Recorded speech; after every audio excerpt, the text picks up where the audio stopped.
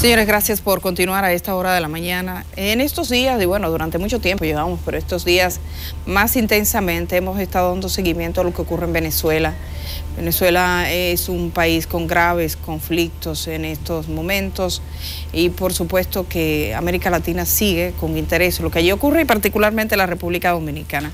Hemos entrevistado diferentes personas para que nos hablen del proceso venezolano. En esta oportunidad nos acompaña un politólogo venezolano que reside en la República Dominicana.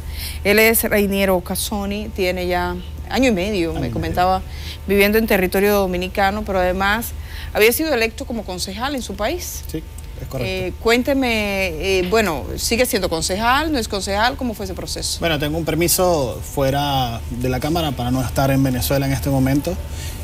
La verdad es que son situaciones personales. Un atentado en contra de una ONG que nosotros teníamos en Venezuela, atentado con tiros, que no tuvo ningún responsable. Y situaciones personales, mi esposa particularmente, con un estrés agobiado por la falta de medicina, por la falta de alimentos. Decidimos tener que salir de Venezuela porque queríamos formar familia, cosa que en Venezuela cada vez es más difícil. Cuando no consigues pañales, cuando no consigues medicina, cuando no consigues leche o fórmula, cuando no están las condiciones dadas y cuando la inseguridad es tanto. Y además con ese precedente de un atentado donde no hubo responsable, donde fue en la sede, en mi oficina. ¿Cómo se llama R15. la organización? Unidos con Propiedad. Unidos con Propiedad. Y entonces, en este momento ya no existe esa ONG. Ok, ¿era una organización no gubernamental? Sí, hacíamos una comunidad organizada. De hecho, esa gran experiencia que tuvimos ahí, nosotros, particularmente un equipo que liderizamos, yo lo llevé a la parte académica explicando cómo comunidad organizada podía hacer sus propios servicios. Cuando teníamos un servicio prácticamente de patrullaje interno, de recolección de desechos sólidos, incluso desmalezamiento, y tratando de articular con las autoridades municipales, regionales y nacionales para que la comunidad tuviera un servicio, cosa que no se ocurría antes. De hecho, un dato interesante, Edith, en el 2013 habían 15 secuestros en el sector. Cuando implementamos la política de seguridad, la llevamos a 0.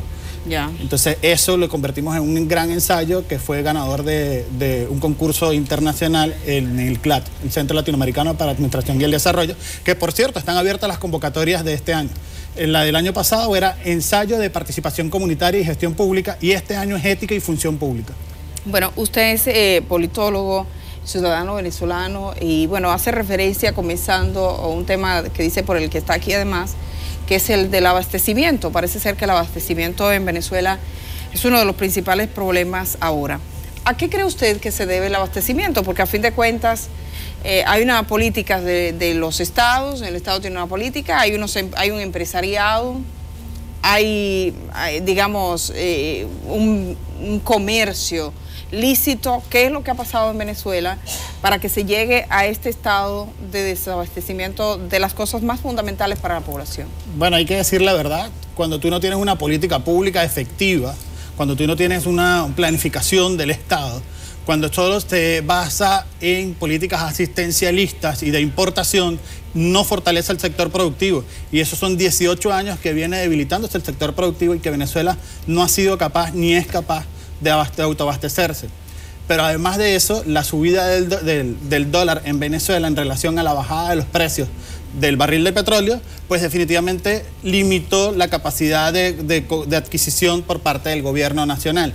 Pero siendo aún más objetivo, y esto es algo muy difícil de comprender porque para explicarlo a nosotros mismos se nos hace difícil, que es que hay un dólar oficial a 12 bolívares. Ese es el dólar oficial. Pero hay otro dólar que puede adquirir ciertas cantidades de personas, que no son todas, que lo puede adquirir a 200. Pero el que está en la calle, el ciudadano común, lo puede adquirir a 4.000. O sea, bien la disparidad de cada uno de los precios, donde ya el sector alimentario se está llevando por el de 4.000. Entonces un salario mínimo no está alcanzando para que una familia hoy pueda comer en Venezuela. Y esto es parte del gran descontento y por qué es una cifra récord en este momento de 18 años que el gobernante esté por debajo del 20% de aceptación.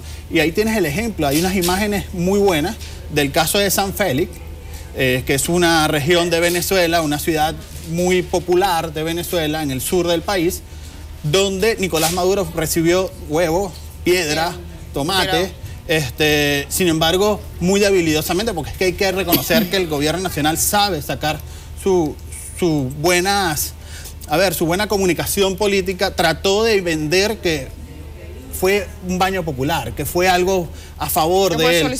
Pero es que el mismo video que ellos pasan, se nota cuando Nicolás Maduro se soba la cabeza después de que le pegaron una piedra en la cabeza, un huevo en la cabeza. Una de las cosas fue, pero se nota muy bien claramente cuando se soba. Digamos que en el caso venezolano hay una gran polarización, porque bueno, presidentes impopulares tenemos en todo el continente, presidentes que han tenido problemas con su población, presidentes corruptos.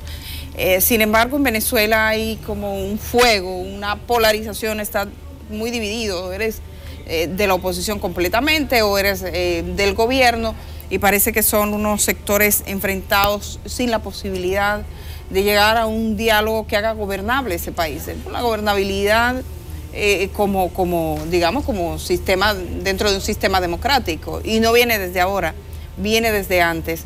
¿Cuáles son los caminos que usted ve para Venezuela? Bueno, para explicar eso hay que explicar algo. Chávez en el 98 ganó con las elecciones con las reglas de juego de la democracia que estaba instaurada en Venezuela. Yo creo que nosotros como actores de oposición nos quedamos en esas reglas, y Chávez nos cambió las reglas desde el 98 y ha sido una dinamización de cada una de las reglas a cada vez que vamos a un sistema electoral hasta el día de hoy. No solo Chávez, sino también lo hace Nicolás Maduro. Entonces ya ese es el primer problema, creer que tenemos las mismas reglas de juego que existían antes.